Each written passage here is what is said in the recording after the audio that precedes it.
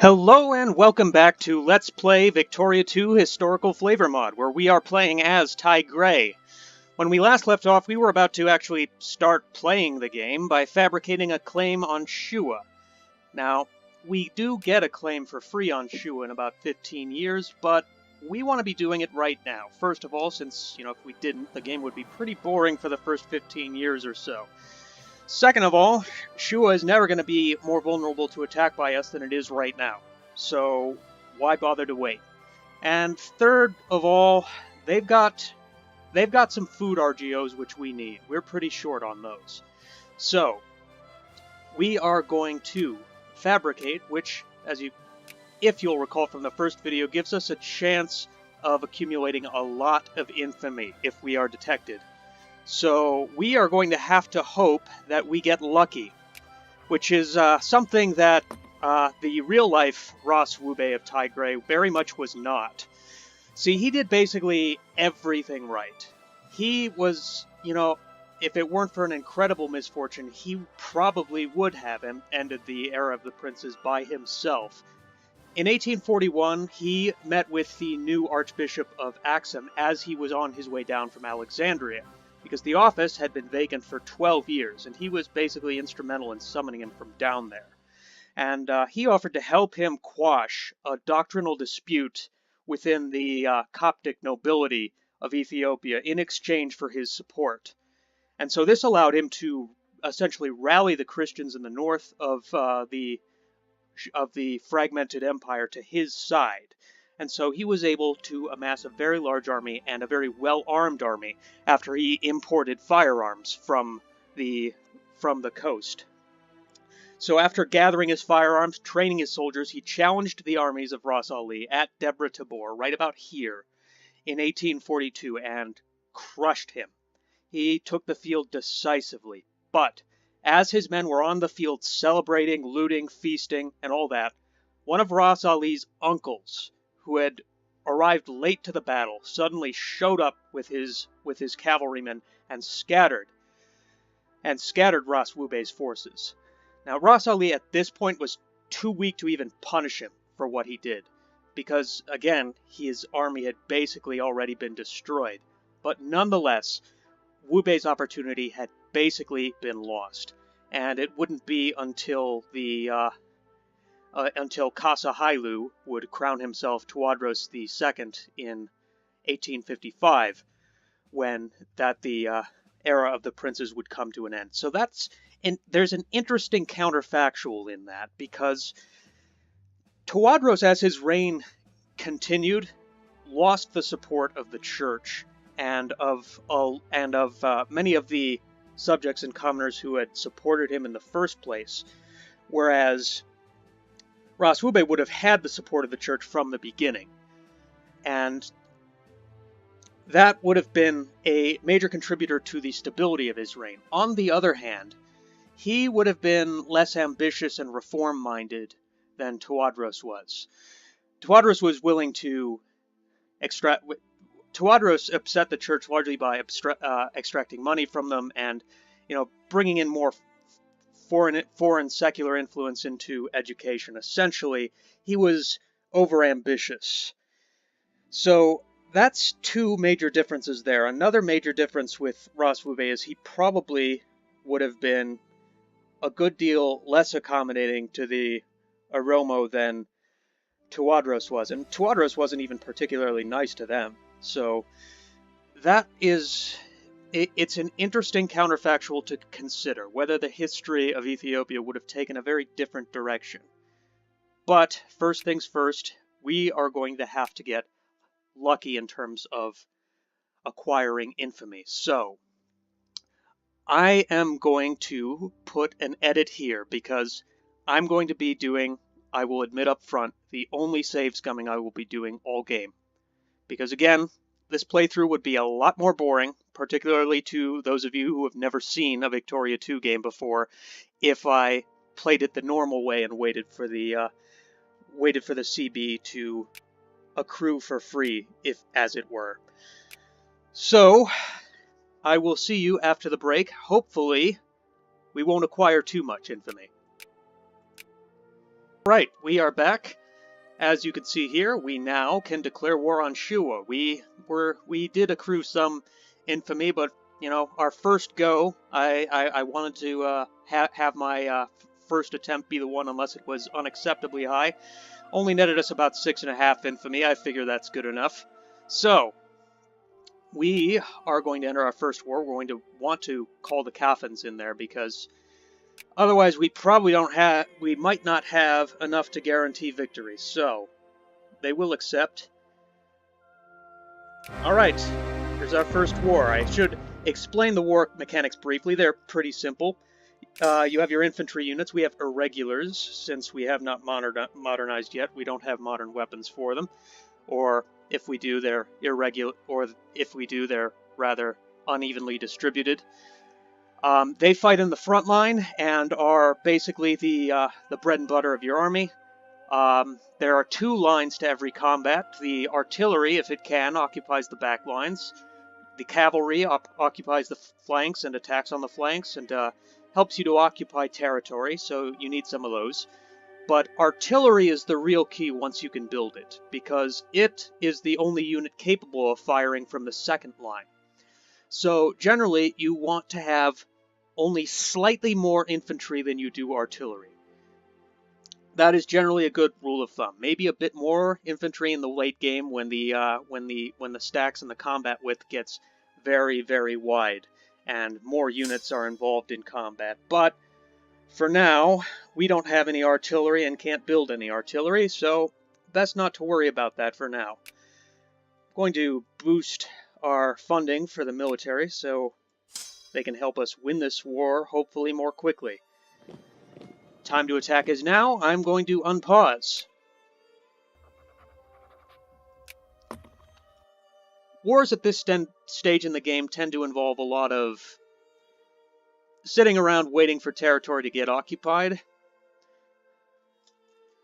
The battle screen itself shows you pretty much what I described.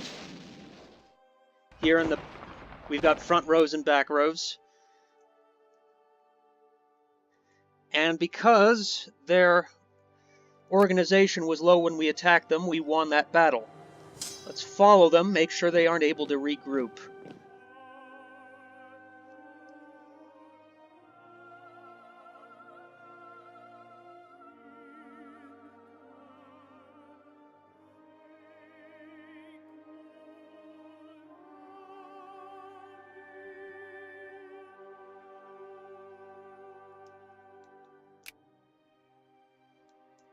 Well, let's focus on occupying the capital now.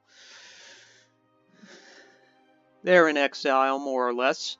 I'm hoping I can lure them to where the Coffins are, and then join them and counterattack. The AI can do stupid things like that.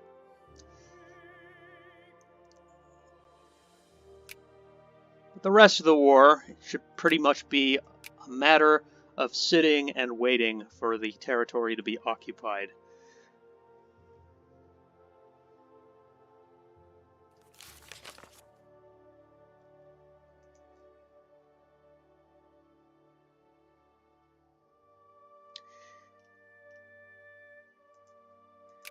In all likelihood, there's basically no chance that an attack on Shewa would have been the real Wube Haile Mariam's first move. They were too strong and he stood too little to gain. He likely would have alienated a number of the other regional princes. But, you know, this is a game, and we can't count on any game, however detailed or well researched, to be a one-to-one representation of perfect reality, can we? Even one as detailed as Victoria 2.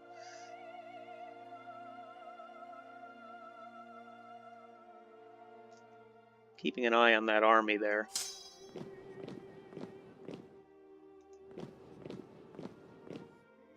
And the supply limit is exactly 15, so perhaps we can attack them. All right.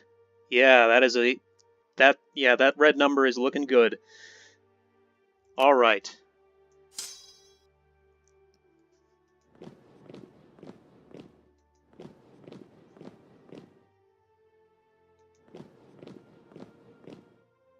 Should be able to finish them off right here.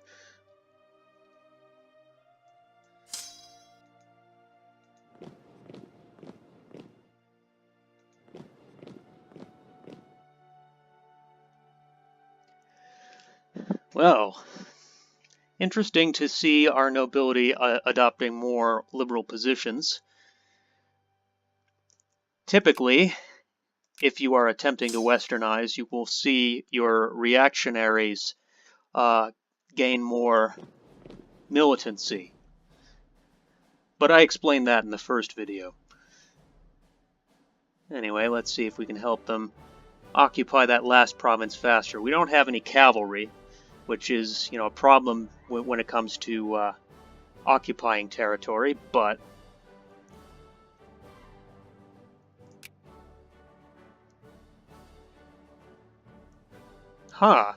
it seems that Ausa is at war with us as well, so we should be able to add a war goal to restore order and claim our cores on them. So that's quite helpful of them. Let's go for Assab, which is, in the current day, part of the very much separate nation of Eritrea. The question of when and how Eritrea's separate national consciousness developed is a question I will leave for a later video and actually quite possibly a blog entry. It's a very complicated subject and still a sore subject for many people, so it's one I it's one I will cover when I'm good and well prepared to. There will be an opportunity coming to talk about this coming up fairly soon. But the interaction between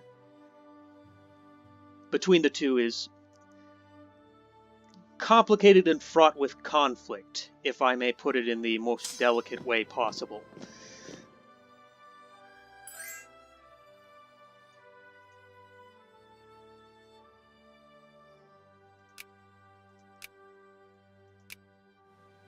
Yeah, they won't accept until we've fully occupied them.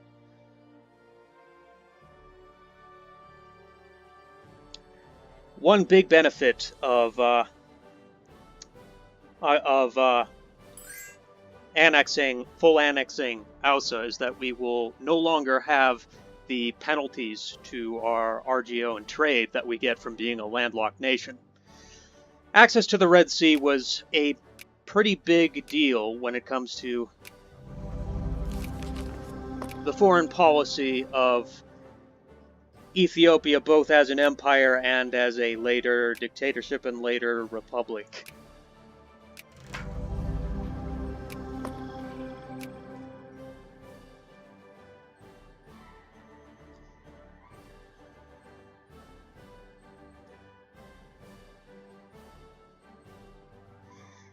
Anyway, we don't have any provinces producing cotton at the moment. We have some producing coffee.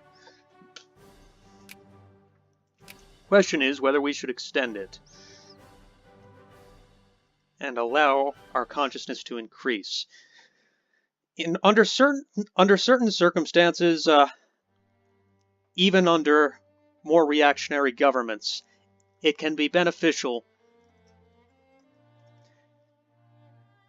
to increase your pop's consciousness, because it will allow you to get more reforms passed, even if you don't intend to overthrow your old form of government. As it stands,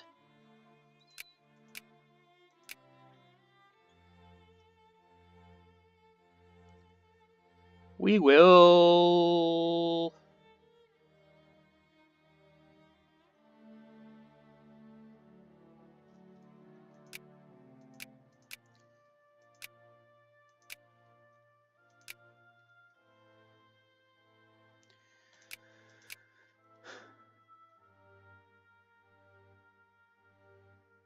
we won't extend it.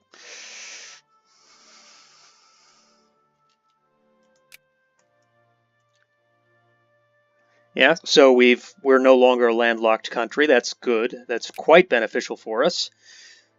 See if we can't reduce our funding a little and save ourselves some money. Back down to 50%. We still need to keep our education and administration high because we need to get as many of, first of all, increase our literacy, and second of all, get as many crime debuffs off of our provinces as possible. So that's a good start. We are off to a very good start. We're going to need a bigger army if we want to beat Ras Ali, however.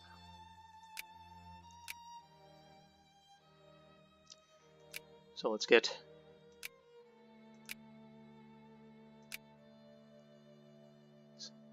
some cavalry. See how many infantry they have there. So they have 24. So that's 8 infantry units. They still outnumber us. We're going to need our population to increase more and our soldier pops to increase in particular.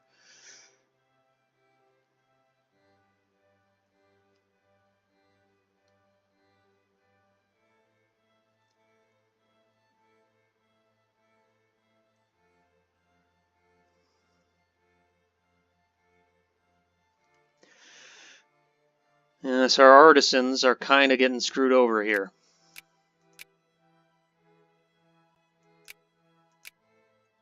Most likely by the tariffs.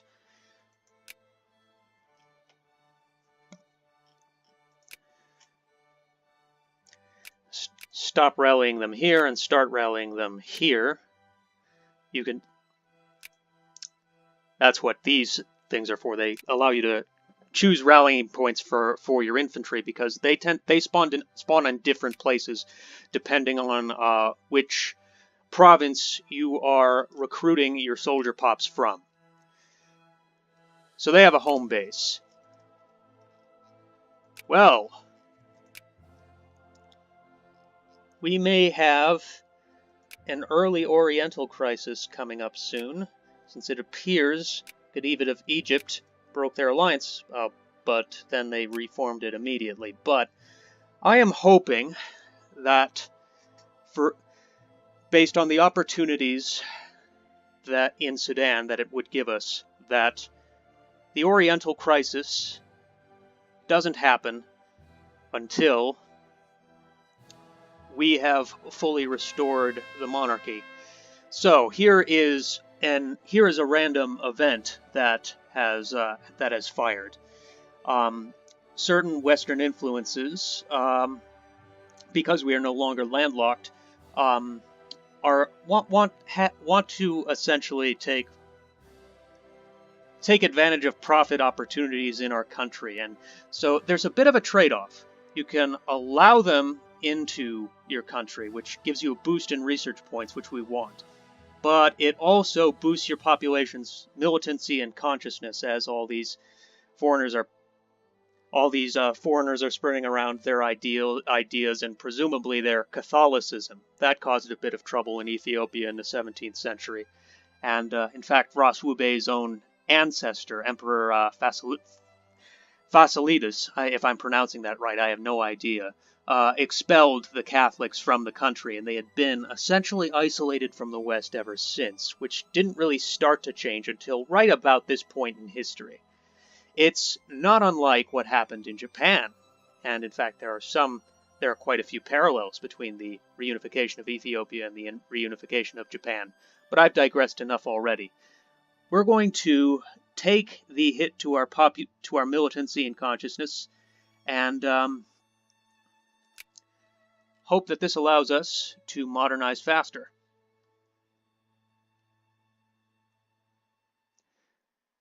I want the next country I attack to be Gondar itself. Because the ability to reform Ethiopia is completely dependent on whether you control Tigray, Shewa, and Gondar at the same time. Those are the only ones you need. And after that, once you've formed them, you get free CBs on all the other Ethiopian statelings. So, for efficiency's sake, that is our next play. So, we are going to want more soldiers in order to accomplish this. And I have a feeling that Kaffa isn't going to want to join us. Let's see if we have any stronger generals. Nope. Our own Ras is going to have to do the job himself.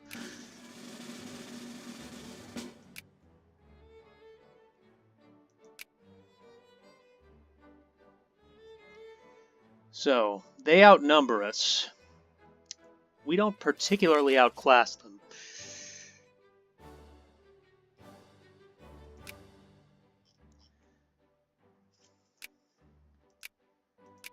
We may need to boost our military spending in order to be able to recruit more soldiers. Unfortunately, that's going to be quite costly.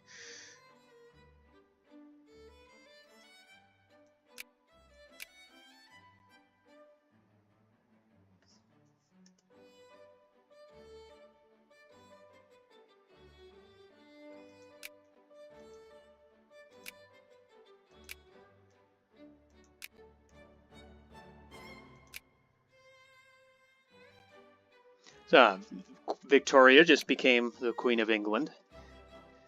It's about time, you know. Kind of strange for her not to even be there at the start, seeing as how it's named after her, but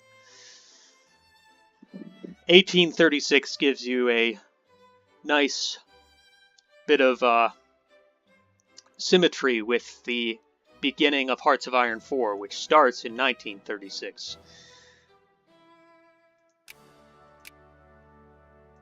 I'm not sure if we are ever going to be more ready for war than we are now, at least anytime soon. Boy, howdy, would I like more soldiers.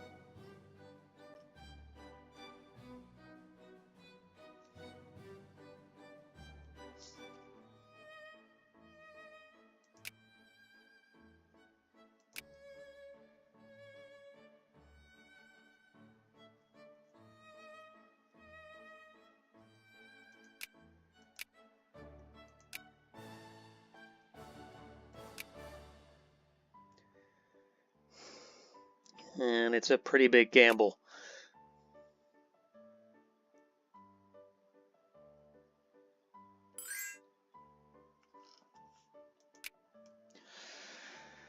I don't think the Shilluk Kingdom would join me in a war against Gondar.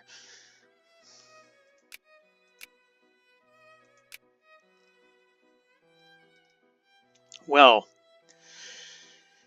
in the meantime, I think this is a pretty good place to end my first episode, now that we have won our first war and are contemplating our second. Tune in next time for when we hopefully will begin our successful reunification of the Ethiopian Empire under Ras Wube Haile Mariam. Until next time, this has been Marikati Gaming.